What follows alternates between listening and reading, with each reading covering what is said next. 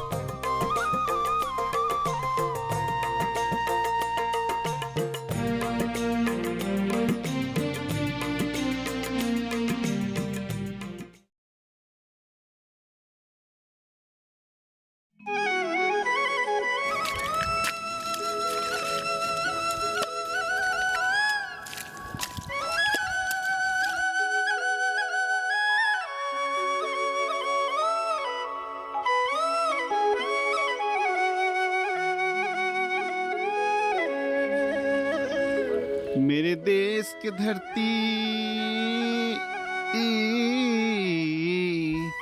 मेरे देश की धरती, सोना उगले उगले हीरे मोती, मेरे देश की धरती।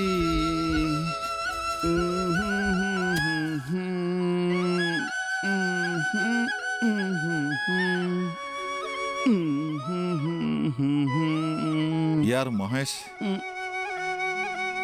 मुझे लगता है हम लोग इस खेत में बेकार मेहनत कर रहे हैं। क्यों? दिन ब दिन हमारी हालत बदतर से बदतर होते जा रहे हैं। मुझे नहीं लगता है कि इस जमीन में खेती करके हम लोग कभी लाभ उठा सकते हैं। हाँ यार, मुझे भी लगता है हम लोग हर साल इस जमीन पर घाटे का ही काम कर रहे हैं। यार, मुझे समझ में नहीं आ रहा है क्या करूं या क्या ना करूं। हाँ, ऐसा ही एहसास मुझे भी हो रहा है। क्या हुआ होगा? पता नहीं। लगता है रमानंद की घर से ही आवाज आ रही है। हाँ? हाँ, फिर तो चलो हम जाके देखते हैं। चलो। क्या हुआ।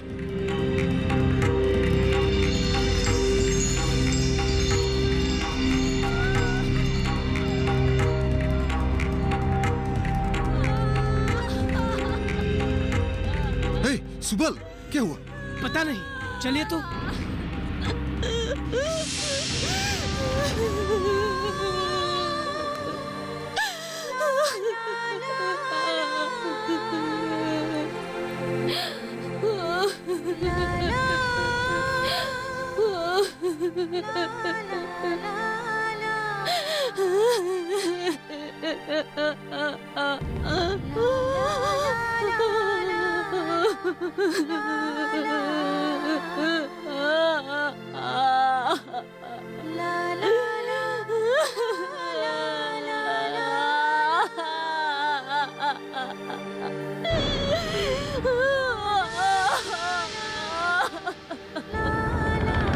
आखिर दुर्घटना दुर्घटना ही होती है।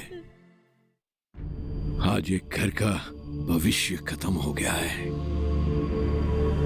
तुम्हारी गांव की दुर्दशा हमसे देखी नहीं जा रही है, इसलिए मैं तुम्हारे गांव के लिए कुछ करना चाहता हूं। आनंद, अच्छी बात है, भगवान करे अब हजारों साल जिए। लेकिन अब कब करना चाहते हैं, कैसे करना चाहते हैं, क्या करना चाहते हैं? आनंद, अरे संभालो अपने आप को। मैं उस गांव में एक फैक्ट्री लगाना चाहता हूं। फैक्ट्री? किस चीज की फैक्ट्री? सीमेंट की फैक्ट्री। अच्छा, समझिए, हो गया। लेकिन अब कब करना चाहते हैं? जितना जल्दी हो सके। इसके लिए तो आपको जमीन चाहिए होगी। इसीलिए तो मैं तुम्हें बुला कर लाया हूं। मैं जानता हूं तुम बहुत काम के आदमी हो। समझ गया। फैक्ट्री लगाने के लिए आपको जमीन चाहिए, लेकिन लोग अपनी जमीन आपको बेचेंगे क्यों? अरे उस बंजर जमीन से लोगों को क्या मिल रहा है? जमीन बंजर नहीं है सेठ जी, लोग उसकी उपचार नहीं जान रहे हैं। और जिस दिन लोगों को पता चल जाएगा, उस बंजर जमीन में माँ कसम हरियाली ही हरियाली होगी। लेकिन तुम्हें क्या मिलेगा? मतलब? देख भाई, मैं ठहरा धंधे करने वाला आदमी, और मैं तो हमेशा लाभ के पीछे दौड़ते रहता हूं। लेकिन आपके लाभ से मेरा क्या? अब तू भी बन गया ना असली धंधेबाज। अच्छा बोल, क्या चाहिए तुझे?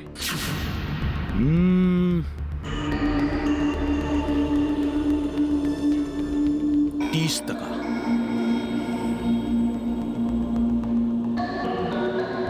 बहुत ज्यादा मांग रहा है तू। सेठ जी, मैं अपने गांव आपको बेच रहा हूँ। मैं 10 दे सकता हूँ। चलो 25। 20। इससे ज्यादा मैं नहीं दे सकता। मंजूर है तो बोल। जमीन कितनी चाहिए? चाय पिएगा? कितनी बार मैंने खुद रमाकांत से कहा कि ये खेती बाड़ी छोड़, अच्छा ग्राहक मिला है, अपना जो ये बंजर जमीन है उसे बेचता, लेकिन नहीं, मेरे बात सुने तब ना।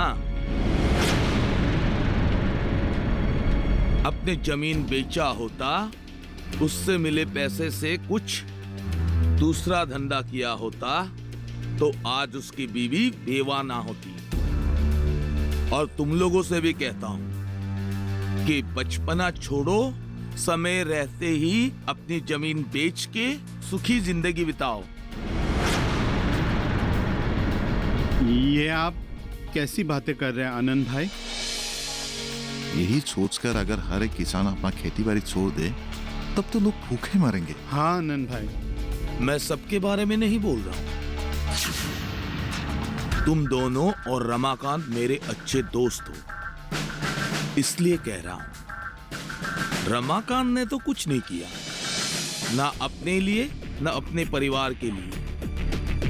आत्महत्या के सिवा उसके पास दूसरा कोई चारा ही नहीं। बड़ी उम्मीद लेके हम आए थे आपके पास आनंद भाई। अरे राह तो दिखा रहा हूं, लेकिन तुम लोगों को पसंद ही नहीं आ रहा है। कोई दूसरा रास्ता नहीं है क्या? पैसे अगर हाथ में आ जाए तो रास्ते अपने आप निकल जाते हैं। लेकिन आनंद भाई, इसके लिए हम अपनी पुश्तैनी जमीन बेच दे क्या? हाँ आनंद भाई, ये बिल्कुल सही नहीं लग रहा है। देखो, दोस्त हो इसीलिए दोस्ती वाली बात कह रहा हूं। अब मानो ना मानो वो तुम लोगों के है।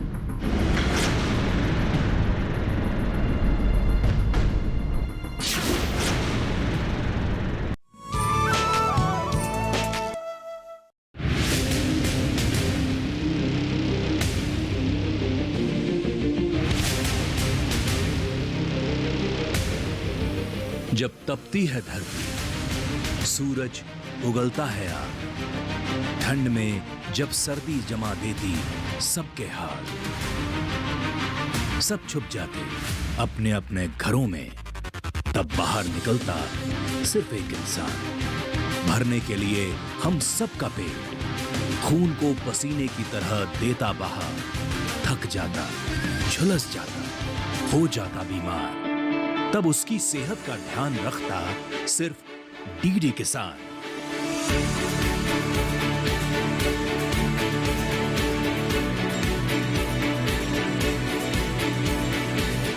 देखिए स्वस्थ किसान शनिवार शाम 6 बजे लाइव, सिर्फ दूरदर्शन किसान चैनल पर।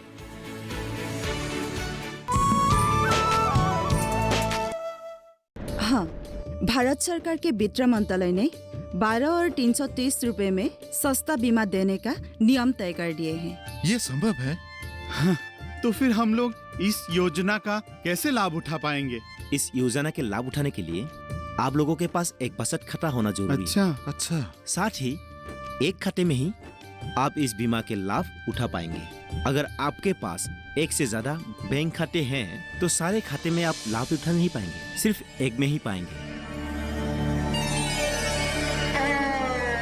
दीदी, कल की ही बात है, मेरे सबसे अच्छे दोस्त वो भैया, क्या हुआ आपको? आप रो क्यों रहे हैं? उसका देहांत हो गया है। क्या? हाँ दीदी। खेद है मुझे। आप किसान लोग हमारे अन्नदाता हो। हमारे अन्नदाता ही आज असुरक्षित है। कितनी शर्म की बात है। कैसे हुआ ये सब? ये सब बहुत लंबी बात है दीदी। वो किसी बड़ी बीमार का शिकार हो गए थे, बस गरीबी के कारण इलाज नहीं कर पाया और वो चल बसे। क्या उनके कोई बीमा थे? 2 वक्त की रोटी के लिए जिसकी जूझना पड़ता है, वो कैसे बीमा करवाएगा? पहले नहीं कर पाते थे, लेकिन अब बात कुछ और है।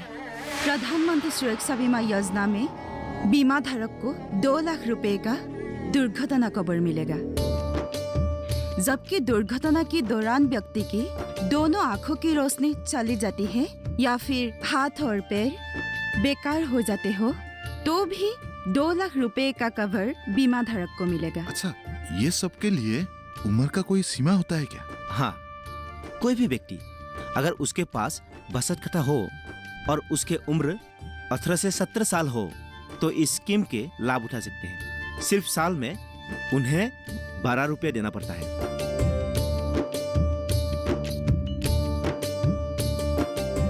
इसी तरह जीवन ज्योति योजना के तहत 18 से 50 साल की उम्र का व्यक्ति 330 रुपए का सालाना प्रीमियम देकर 2 लाख रुपए का जीवन बीमा कवर ले सकते हैं। और कोई भी व्यक्ति 55 साल के अवधि के दौरान अगर किसी भी कारण मौत होती है तो उसके उत्तराधिकारी को 2 लाख रुपए बीमा के तहत धनराशि मिलेगा। अच्छा, मेरा बस चले तो मैं आज ही दोनों बीमा करवा लूं। हाँ। क्यों, आपके पास पैसे की कमी है? नहीं, मेरा कहने का मतलब है हम लोग ये बीमा करें तो मतलब कहाँ जाके करें? आप लोगों के पास बचत खाता है? हाँ है। तो समझो हो गया। अच्छा,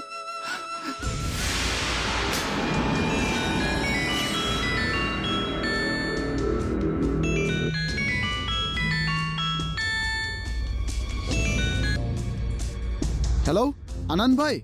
हाँ विनोद बोल। तो उसमें घबराने वाली कौन सी बात है? प्रधानमंत्री सुरक्षा बीमा योजना क्या है? प्रधानमंत्री सुरक्षा बीमा योजना सबसे कम प्रीमियम में मिलने वाली बीमा पॉलिसी है। ये एक प्रकार की दुर्घटना बीमा पॉलिसी है जिसके तहत दुर्घटना के समय मृत्यु अथवा अपाहिज होने पर बीमा की राशि के लिए क्लेम किया जा सकता है। प्रीमियम कितना है? 12 रुपये प्रति वर्ष। क्या? अगर सभी लोग ये बीमा करने लगे तो हमारा क्या होगा? कवरेज कितने हैं? 2 लाख। 2 लाख? 2 लाख छोटा रकम नहीं है। प्रधानमंत्री सुरक्षा बीमा योजना हो या फिर जीवन ज्योति योजना, इन दोनों ही योजना की अवधि हर साल 1 जून से लेकर 31 मई तक के लिए होगी। और उसके बाद उस बीमा योजना में बने रहने के लिए आप लोगों को हर साल रिन्यूअल कराना पड़ेगा।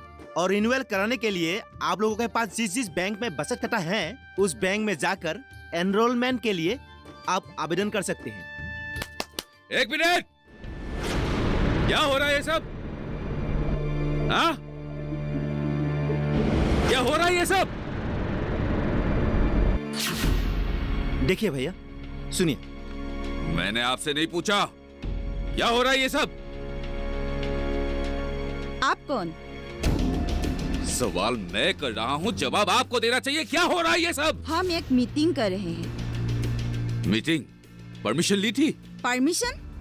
देखिए, हम सरकारी लोग हैं और यहाँ आपके भलाई के लिए आए हैं। परमिशन ली थी?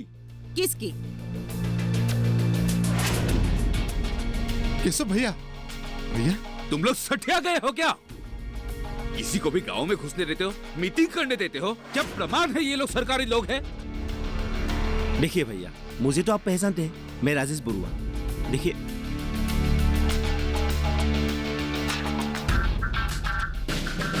नहीं पहचानता।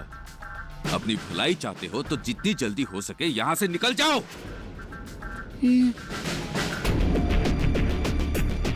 आप सुनिए तो। मुझे आपकी कोई बात नहीं सुननी। आप हमें धमकी दे रहे हैं। हम सरकारी लोग हैं, अपने ड्यूटी करने के लिए आए हैं यहाँ। मुझे मजबूर मत कीजिए। आप महिला है, नहीं तो दूसरे तरीके भी आते हैं मुझे समझाने के। क्या कर लेंगे आप?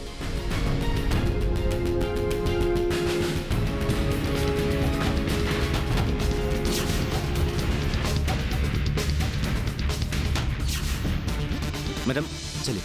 नहीं, हम यहाँ से नहीं जाएंगे। जो काम करने आए हैं वो करके जाएंगे। केशव भैया, केशव भैया, केशव भैया, आप क्या कर रहे हैं? आप सुनिए तो। अरे बताओ।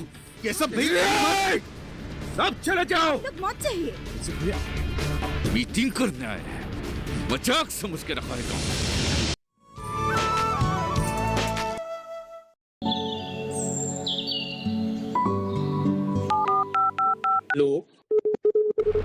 कार्यक्रम के पहले कॉलर जुड़ गए हैं। इस बीच हमारे पास कुछ ईमेल्स भी आए हैं। सवाल पूछिए अपना। में जो मकान पैदा करेंगे इनमें कौन सी सावधानी बरतनी है? गर्म इलाकों के लिए आप HRM 99 इनसे आप कुछ फल ले सकते हैं। जैस्मीन के पेड़ पे जैस्मिन, फल उसको पूरी खुली धूप चाहिए। फसल में कीट लगा हो या कोई बीमारी, पशुपालन में हो कोई दिक्कत या चाहिए कोई जानकारी, फोन उठाइए, नंबर मिलाइए और कहें हेलो किसान। सोमवार, बुधवार और शुक्रवार शाम 6 से 7 बजे सिर्फ डीडी किसान पर।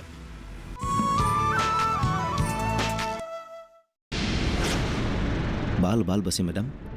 शुक्र है कि उसने उससे ज्यादा और कुछ नहीं किया। और क्या होता? वो अकेला था। अकेला था, फिर भी किसी को हिम्मत नहीं हुई कि उसको रोक सके। पर क्यों? बदकिस्मती से वो उस गांव का मुखिया भी है और ऊपर से पढ़ा लिखा भी है। क्या पढ़ा लिखा लोग इस तरह पेश आते हैं क्या? अरे वो है ना। वो है? मैं समझी नहीं। क्या कहते हैं मैडम, वो जरा दिमाग से ढीला है। किसी को पता नहीं कब चढ़ जाए। तो आप क्या करें? देखिए मैडम, जान है तो जहान है। सिर्फ वही गांव नहीं है, हम दूसरे गांव में करेंगे। पर एक आदमी के लिए इन गांव वालों को क्यों छोड़ रहे? ये नाइंसाफी होगी। तो क्या मैडम, अपनी जान फिर से जोखिम में डालें? मुझसे तो नहीं होगा मैडम। राजेश जी, मैं जब यूनिवर्सिटी में पढ़ रही थी तब एक लड़का था गांव का। एक छोटी सी भूल के लिए उसको यूनिवर्सिटी से निकाल दिया गया था। तब उसने बहुत रोया था, गिड़गिड़ाया था, लेकिन उसकी बात कोई नहीं सुनी। बाद में पता चला वो निर्दोष था। जब उसको वापस बुला लिया गया था तब उसने वापस आने के लिए मना कर दिया। वो अपने गांव में हरियाली लाना चाहता था। किसी के भूल के लिए उसे अपने पढ़ाई बीच में ही छोड़ना पड़ा। मैं समझा नहीं। क्या?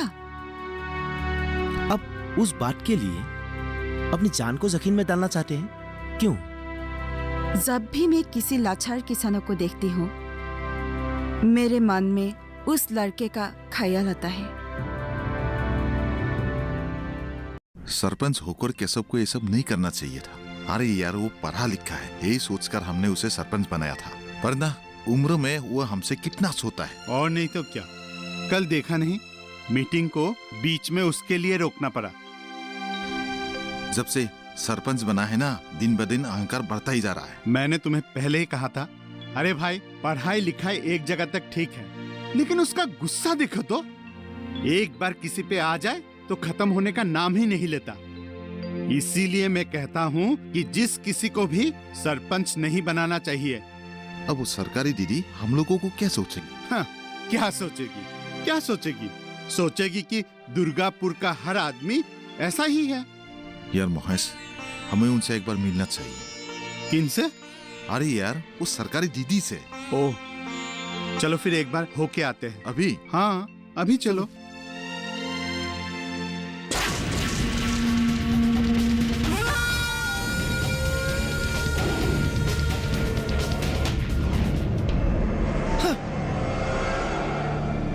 ये सरकारी अफसर मैं अगर देखता हूं ना तो मेरा खून खौल उठता है। हाँ भाई, इतना अच्छा धंधा चल रहा था हमारा। वही तो। एक नहीं, दो पॉलिसी है भाई। और ये अगर दो पॉलिसी लागू हो गए ना तो हम बर्बाद हो जाएंगे। वो कैसे? लोगों को ठगा के, उन लोगों को बहला फुसला के उन लोगों का जमीन हड़पना ही तो अपना धंधा है। वह हमारा पास क्यों आते हैं? सो तो है। अरे बुर्बाक, अब प्रधानमंत्री सुरक्षा योजना या फिर जीवन ज्योति योजना, ये सब योजना का लाभ लोगों को मिलने लगे तो वो लोग हमारे पास क्यों आए? तो हम कर भी क्या सकते हैं? अरे हम थोड़ी ना करेंगे, जो करना है वो सरपंच करेंगे, मतलब कर चुका है। मेरे समझ में तो कुछ भी नहीं आ रहा है। अरे बुर्बक, सबर कर, सबर, सबर का फल मीठा होता है। हाँ, तुझे एक काम करना है, मुझे जमीन चाहिए। क्यों? थोड़ी देर पहले चंपकलाल जी ने फोन किया था। हमारे गांव में सीमेंट की फैक्ट्री खोलने के लिए उन्हें जमीन की जरूरत है। कब? जितनी जल्दी हो सके। वो हमें 20 टका देंगे। कितनी जमीन चाहिए भाई? कम से कम 200 बीघा। 200 बीघा? तब तो हम मालामाल हो जाएंगे भाई। तब जब चंपकलाल जी को वो जमीन मिलेगी। लेकिन आनंद भाई, सारे जमीन कंपनी के हाथ में जाएंगे तो गांव वाले क्या करेंगे? खाएंगे क्या? अरे मूर्ख, कंपनी चलाने के लिए मजदूर की जरूरत होती है। अब गांव वाले खेती कर रहे हैं, तब मजदूरी करेंगे। और एक बात भाई, हमारे ससुराल के वहाँ एक सीमेंट फैक्ट्री लगाई गई थी। 1 साल के अंदर आसपास के सारे जमीन बंजर हो गई, लोग बीमार पड़ने लगे। गांव में भी तो ऐसा ही कुछ होगा। 20 टका मिलने के बाद तू क्या इस गांव में रहेगा? हाँ, ये भी तो सही है भाई। हाँ।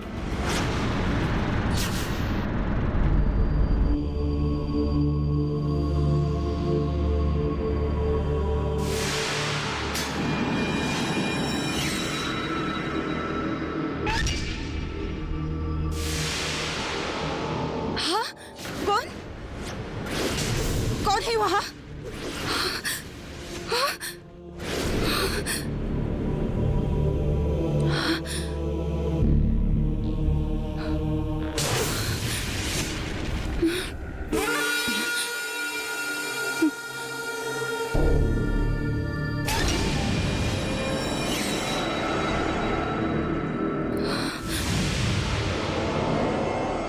मैं जो भी करता हूँ दिन में करता हूँ। आप अभी के अभी यहाँ से निकल जाइए। अरे उसके सामने पैसों का लालच तो अपने आप पटरी पे आ जाएगी। नहीं सेठ जी, नहीं। वो कमीना उस लड़की की प्यार में बिल्कुल अंधा हो चुका है। अरे अंधे को राह दिखा। जैसे कि तुम समझती नहीं हो। भरी जवानी में एक औरत के लिए प्यार मोहब्बत हो सकता है,